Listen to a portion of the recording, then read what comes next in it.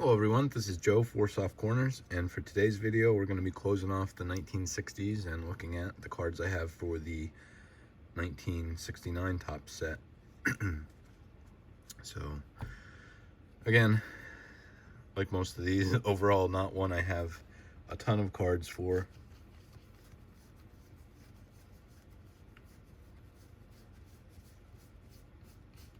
Sorry, was counting quick. 21 cards, I believe.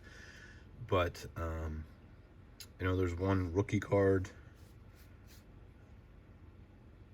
and then besides that, everything else is either a Hall of Fame, or in my opinion, a Hall of Fame caliber player that I have. So not a ton of cards, but a good bit of quality here in my opinion. So we'll start out with two Hall of Famers on this 1968 batting average leaders card with Yaz and Oliva.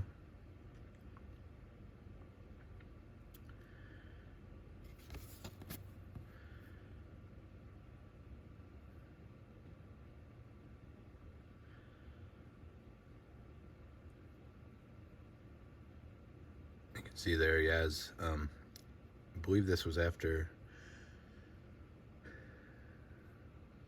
off the top of my head, I think 68 was the year they lifted the mound. Assuming that's why the averages are a little depressed there. Again, like its 68 counterpart, I think you just get a great pairings of Hall of Famers on these league leaders cards. Sorry, another three Hall of Famers on that one.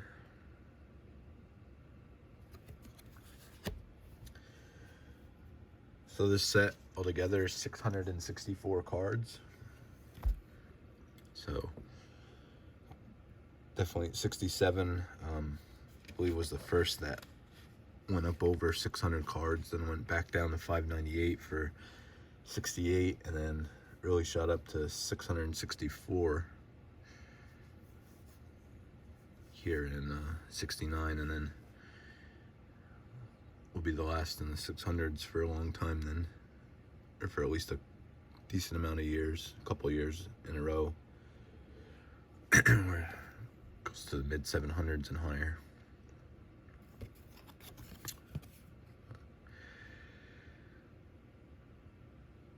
So definitely one huge or bigger Hall of Fame rookie card in the set being the Reggie Jackson.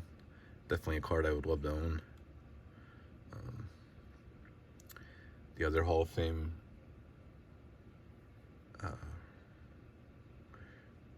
rookie card for players is Raleigh Fingers. And then you also have the Hall of Fame rookie cards of Earl Weaver and Bobby Cox.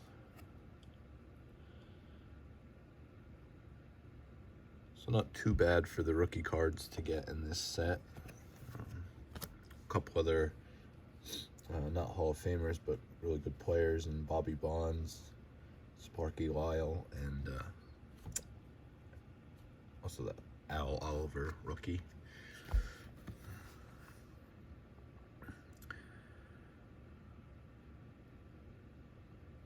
You can definitely, for anybody that knows or has seen these often, definitely a stretch of years here where Topps kept recycling images. So definitely shows a little bit of laziness, but then for some cards like this Ernie Banks, this image is also used on his 68, but can't really be too mad at reusing it because it is such a great image. So we'll use this as an example to look at the backs. And again, like the last 2 years I mentioned, just really bright backs where everything kind of just pops out. So again, I'm a fan of these backs. Very easy to read, very easy to see everything.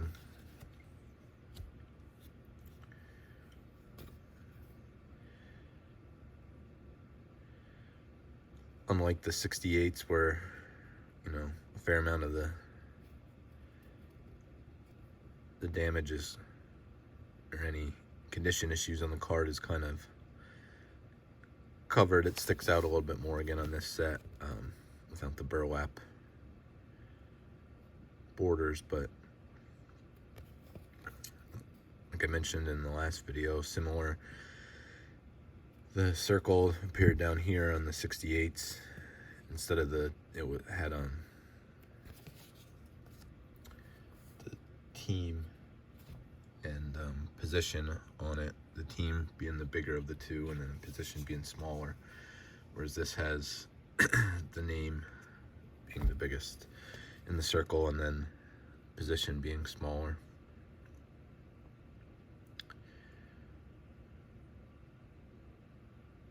I have one checklist is what the checklists look like, with, again, similar to some of the other years, with not necessarily this, it just uses the circle again and has the picture in it, so at least different than just pure floating heads. There's at least some background there.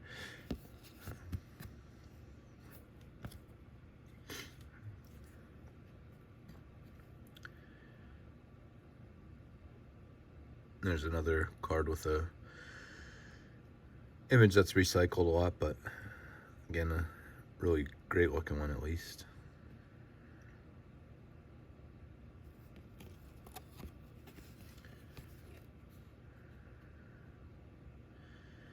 So like I said, this set doesn't cover up as many issues as the 68 does, but still think with some issues they still present well. Like I said, not another, well, this might be the first here non-Hall of Famer, but definitely a Hall of Fame caliber player.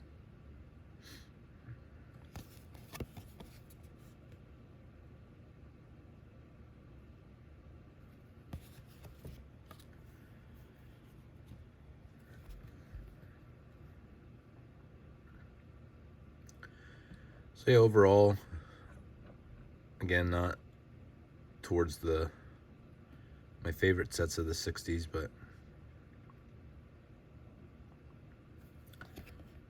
definitely still a good looking design in my opinion. As I mentioned in the last video, doing this series are just going set by set of what I have, kind of put into perspective a little bit what I'd like to further keep collecting of these sets, and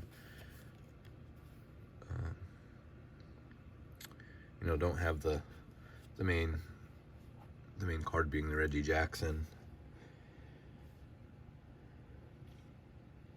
and also like most sets, the Mickey Mantle, but then there's also there's a error variation of the mantle with his name in white instead of yellow, so would not need the master set. But just being, again, not a lot of cards here, but a decent amount of the Hall of Famers I have represented already. This may be one I probably am going to just hold on to what I have for now, and maybe eventually try and finish the rest of this.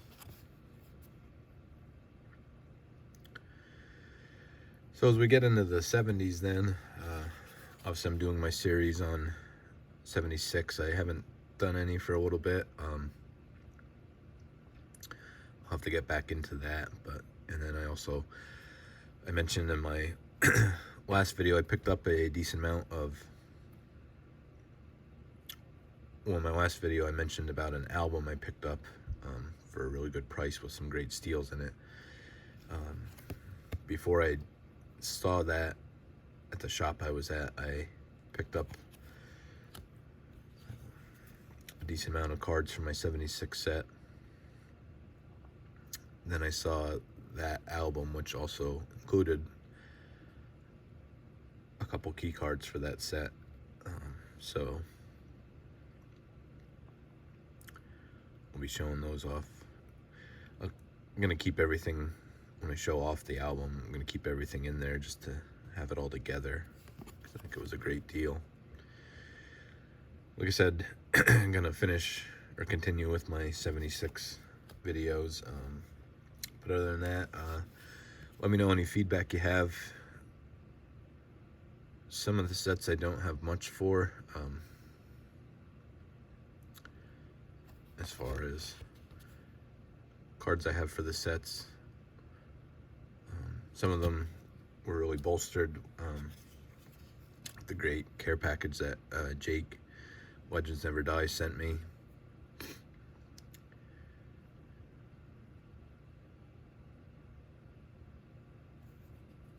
Then some sets still don't have a ton of cards for.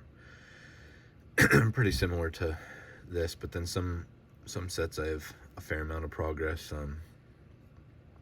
Off the top of my head, I believe 73 and 74.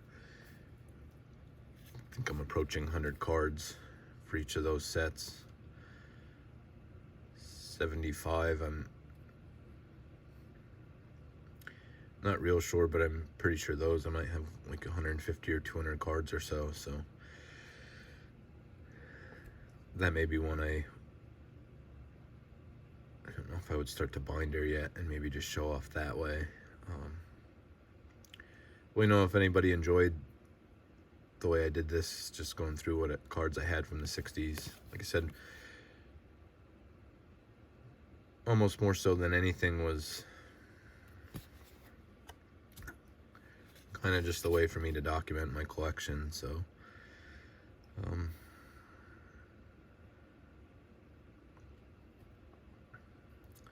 just to see what I had, that if I do get rid of anything, or that I still have a kind of a record of what I did have, because there's a lot of stuff from that I had collected at one point that when I started selling things off, I don't have anymore, and I wish I just at least had it on video or pictures of it yet, just to kind of see what I had at one point in time. But so one more card here.